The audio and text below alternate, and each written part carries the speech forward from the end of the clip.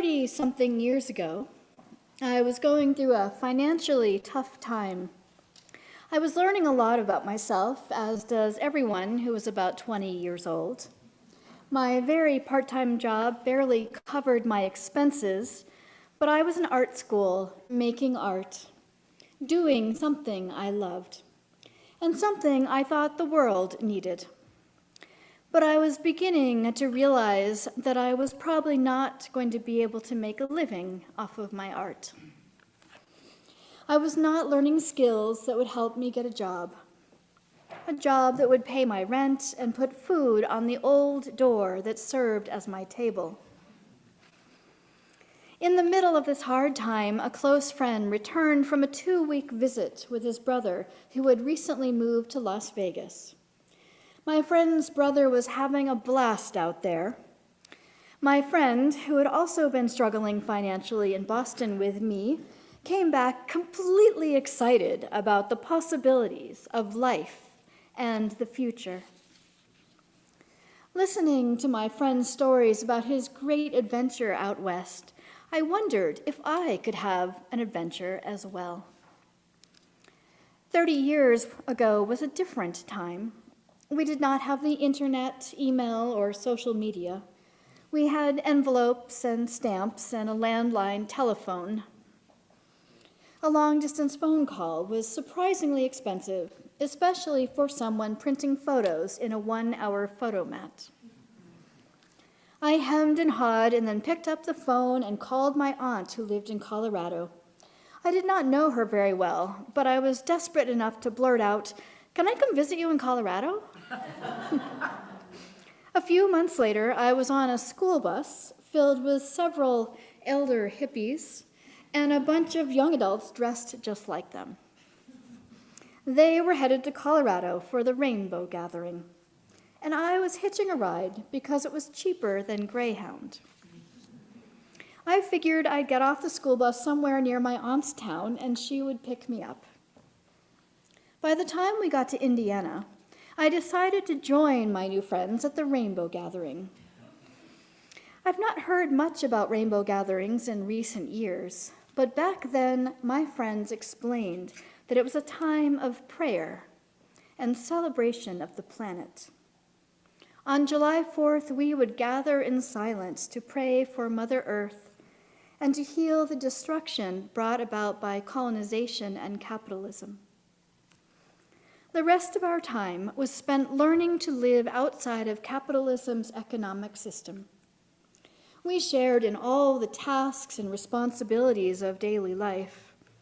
People who brought supplies, such as containers of food, jugs of water, and extra tents, shared them freely. And those who had nothing physical to offer, offered their labor. Herbal healers offered herbal medicines and consultations seemingly for free, but they always had a place to sleep and were given plenty to eat. In times of trouble or conflict, mediators and counselors came forward to help restore the community. At the end of the Rainbow Gathering, many people stayed to help repair the land where the people had been. Latrines were treated with lime to break down waste materials, filled with dirt and covered with leaves and sticks. Mist trash was gathered. The packed earth in the parking areas was replanted with indigenous seeds. I had never been part of a community that organized itself around the care and mutuality of all. A great burden was lifted from my young shoulders. It did not matter if I had money or not. What mattered was my willingness to be in community, discover what was needed, offer my gifts, and welcome the gifts of others.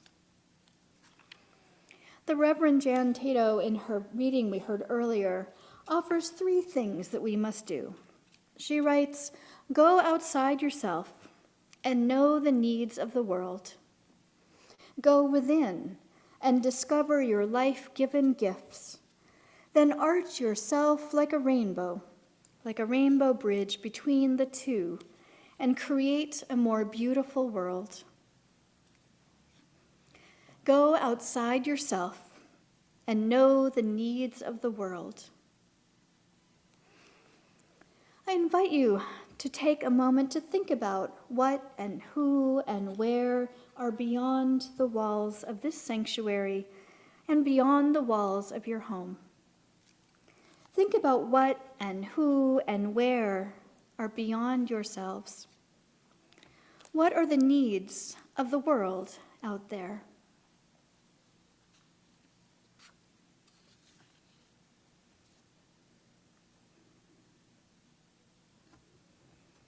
You might know that the world needs humanity to end our use of fossil fuels. You might know that the world needs white supremacy culture to be dismantled. You might know that unfettered capitalism is not compatible with the needs of life on Earth. Maybe you know that the world needs is clean water sources protected and available to all. Maybe you know that the world needs all people to have access to nutritious food.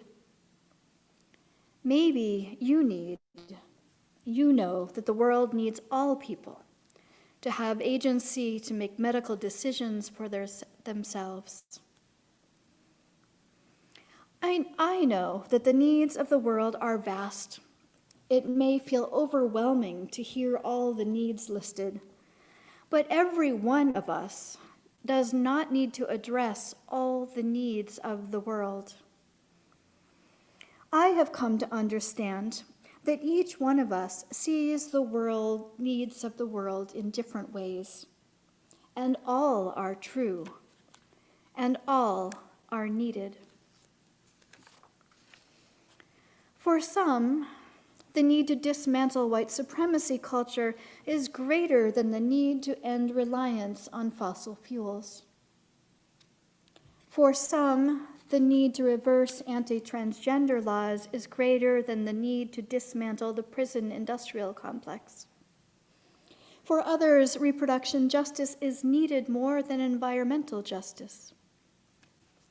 None of these is necessarily more or less important than others, and many of these needs of the world are intersectional, compounding the many needs of the world. For each one of us, the needs of the world may change over our lifetime. Our focus may shift from one to another. And as we go outside and know the needs of the world, we may discover something that we had not known before. I have gone outside myself and know one of the needs of the world is to dismantle unfettered capitalistic economic system that our Western culture has created and allowed to run free. Too many people and families do not or are on the edge of not having access to the most basic needs. I am in a social media group about ways to live frugally, something I try to practice. But I've learned that some of these folks are mostly not able to survive financially in their lives. They're not looking for frugal tips. They're looking for life, for survival. And then just yesterday, I read something about certain corporations working to lift restrictions on the employment of children. Unrestrained capitalism is crushing humanity and destroying the environment. Addressing this is a need of the world that I feel passionately about. Go outside yourself and know the needs of the world. What are the needs of the world that you hold? Keep that in your minds for a moment. Now let us turn our attention within. Jan writes, "Don't just do something, sit there. Stand in the surf or sit on a rock or lay your body across the earthly loam and be quiet, very quiet. Do you hear it? that still, small voice, the echo of your soul reverberating with the call to your own true self. Do you hear it? What does the still, small voice within tell you about your life-given gifts? Some of you may know your gifts right away. Some of you might find this question hard to answer. Maybe you don't know, or maybe turning within is challenging or scary. Or maybe the concept of turning within doesn't resonate with your experience of life in your body and in your mind. Some of you may have seen a twinkle of a gift, but then had to work hard to develop your gift into skills that you use in your life. Or you might feel called to set aside gifts that you used or celebrated in the past, and now find it is time to discover what other gifts are within. Gifts that you may not have taken time to notice before. I have spent a lot of time within looking for my life-given gifts. There are times that this goes smoothly, but there are other times when my gifts seem less important. But I have discovered that one of my life-given gifts is a desire, a willingness, or a calling to serve and work for the healing and wholeness of all life and the planet within the gathered community. I have another gift, a gift of dimensions in space. I always know exactly which size container is needed for leftover food in the pan. What are your life-given gifts?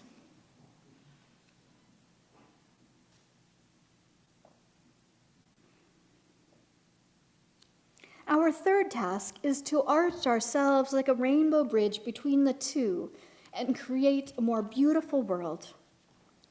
We are invited to create a bridge between our unique gifts and the needs of the world. I have no clear idea how to create a bridge between dismantling the economic system within which we live and choosing the correct size container for leftover food. But there might be lessons within the gift economy that I witnessed at the Rainbow Gathering, where there was always a right-sized container of food if needed, and where everyone shared their gifts with each other and the community in service to the planet and all life. Perhaps the rainbow that I am called to create and called to serve is a gift-sharing community, where everyone shares their gifts and their labor, and no one goes without the necessities of daily living.